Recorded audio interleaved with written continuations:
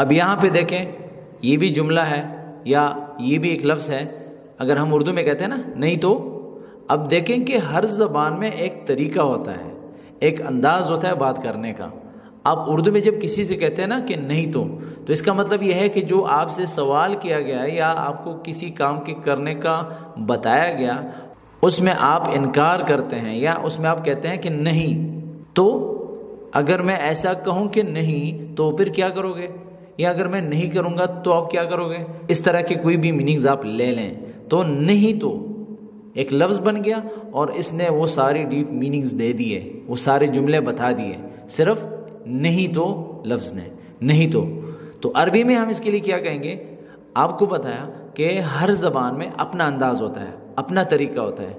ٹھیک ہے، عربی میں ہم اس کے لیے مختلف الفاظ بول سکتے ہیں، لیکن موقع محل پہ جو ہے نا وہاں پہ بھی استعمال ہوتے ہیں الفاظ.